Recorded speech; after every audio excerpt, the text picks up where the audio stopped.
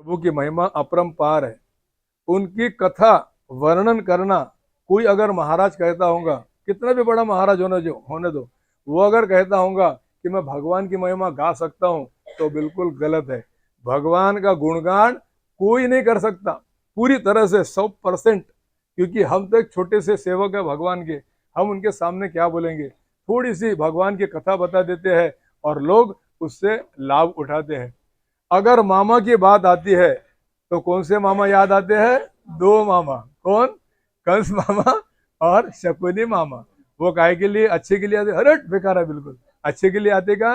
कुदृष्टि, कुबुद्धि, वो लोग। ये दो मामा की याद आती है। कंस मामा के बारे में तो हर साल जन्माष्टमी होती है, आप सुनते हैं।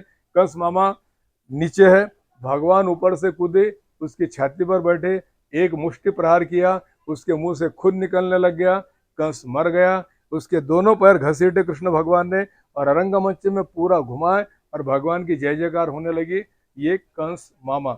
लेकिन वो दिन रात अपने भांजे का कृष्ण भगवान का नाम लेता था, इसलिए उसके शरीर से एक ज्योति निकली और भगवान श्री कृष्ण में जाके समा गई। बोला जय गजानन। एक मामा, शकुनी मामा, जिसके बारे में शायद आप लोगों को किसी को भी पता नहीं होगा कि उनकी कथा क्या है। हम जानते हैं कि शकुनी मामा ने क्या किया?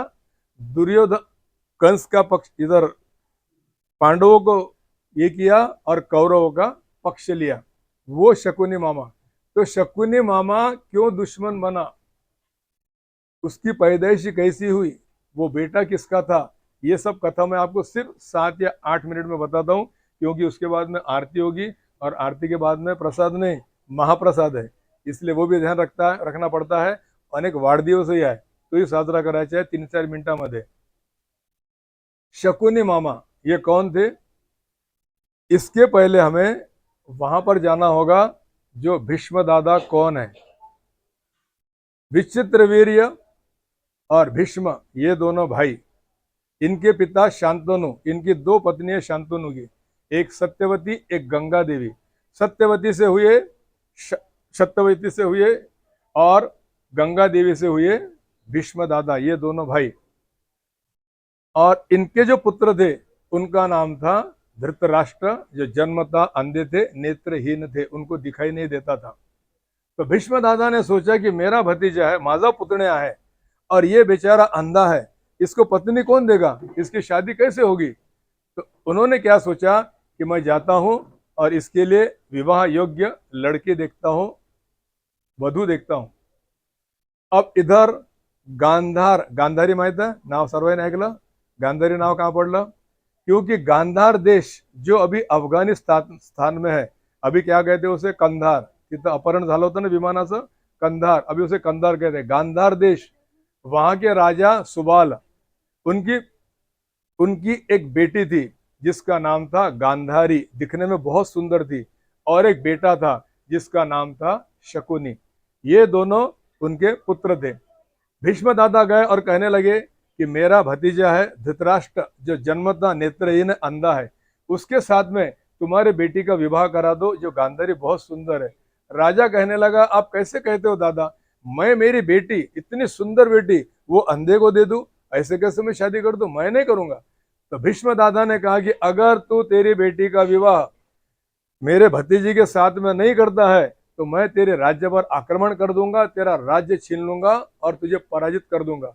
अब राजा सुबाल घबरा गए और अपनी बेटी का विवाह धृतराष्ट्र के साथ में करने के लिए तैयार हुए। अब थोड़ा ध्यान देना, कथा कैसे मोड़ ले रही है। लेकिन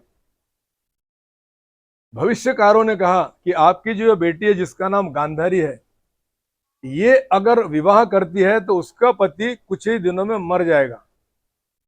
वो राजा चिंतित हो गया, फिर कैसा करना चाहिए? तो भविष्यकारों ने, ज्योतिष शास्त्रों ने कहा कि इसका अगर विवाह पहले बकरे के साथ में किया जाता है, बकरा, और बाद में बकरे की बलि दी जाती है, तो ये कौन हो गई? विधवा हो गई, और फिर इसका विवाह तुम कर सकते हो, फिर इसे कुछ नहीं होगा। तो उन्होंने किसी को भी न बताते हुए राजा सुबाल ने अपनी बेटी का, गांधारी का विवाह एक बकरे के साथ में करा दिया। बाद में बकरे को मार दिया गया, उसकी बलि दी गई और ये हो गई विधवा। अब इसकी शादी राजा धृतराष्ट्र के साथ में करा दी गई। ये धृतराष्ट्र राजा को पता नहीं था, ये सब चुपचाप हुआ।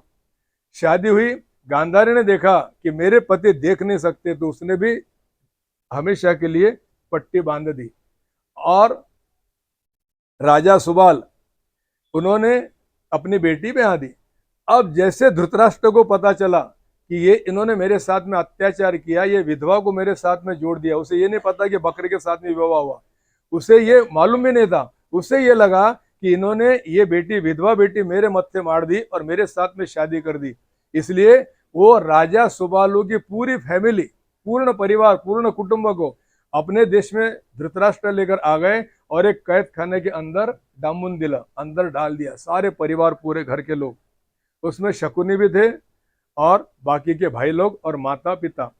अब इसने, धृतराष्ट्र राजा ने क्या किया कि एक ही व्यक्ति का भोजन देना है इतने लोगों के लिए, एक ही व्यक्ति का। इन्होंने क्या सोचा कि अगर हम खाएंगे तो कोई भी नहीं बचेगा, तो एक काम करते हैं, ये जो खाना है वो हमारा जो सबसे छोटा बेटा है शकुनी, इसको देते हैं और हम बारी बारी से मर जाएंगे। लेकिन शकुनी को समझा दिया कि बेटा ध्यान में रखना, ये धृतराष्ट्र, ये कौरव तेरे दुश्मन है, इनसे वैर लेना, बिल्कुल छोड़ना नहीं इन लोगों को। और वो बेचारे एक एक एक एक एक एक एक एक बर्ग खाने, बगैर खाने के तड़प तड़प कर मर गए और शकुनों को पूरा खाना खिलाते गए। शकुनी जिंदा रहा। अब उससे प्रतिशोध के लिए, वैरत्व के लिए, बदला लेने के लिए याद रहना चाहिए, इसलिए पिताजी ने एक बड़ी लकड़ी ली और उसके पैर पर जमकर प्रहार किया। जैसे प्रहार किया, शकुनी की एक पाय टेढ़ा हो गया और वो लंगड़ा कर चलने लगा। तुम्हें सीरियल बघितलं ना महाभारत, तो लंगड़ून चालत होता ना शकुनी, तो उसे लंगड़ा कर वो चलने लगा और बोला कि बेटा मैं तो जा रहा हूँ दुनिया छोड़कर, लेकिन इससे मत छोड़ना। उसके बाद सब मर गए।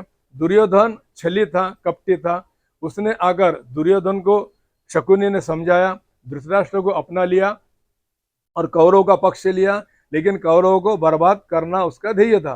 पांडवों पर अत्याचार करने के लिए लगाया। सुबालू राजा मरते समय उन्होंने कहा कि बेटा तुझे जुआ खेलने का बहुत शौक है, तो एक काम कर, मेरे मरने के बाद मेरी जी अंगुलियां है हाथों की, इसका तू, चौसर मध्ये काय म्हणतात त्याला, ते गोट्या टाकतात, वो तू बना लेना और तू कभी भी नहीं हारेगा।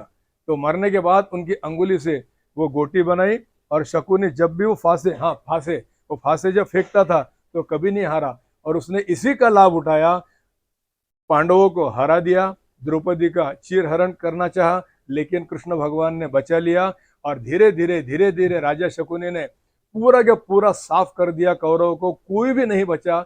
और वो महाभारत युद्ध के अंदर अंतिम क्षण में जब शकुनी, उसका युद्ध हो रहा था, पांडवों में से सबसे छोटा भाई कौन, सहदेव, सहदेव के साथ में, तो सहदेव ने एक नोकदार बाण शकुनी के ऊपर छोड़ा, वो उसकी आंख में जाकर लगा, दूसरा बाण या कंठ में छोड़ा और वो तड़प तड़प कर शकुनी मर गया। अब आपके समझ में आया शकुनी मामा कौन होता स, क्योंकि उसके साथ में अत्याचार हुआ था, इसलिए उसने कौरवों के साथ में बदला लिया। आता पुन्हा ऐकतो म्हणता का, प्रवचन संपलं। समर्थ सद्गुरु श्री गजानन महाराज की जय। गण गण गणात बोध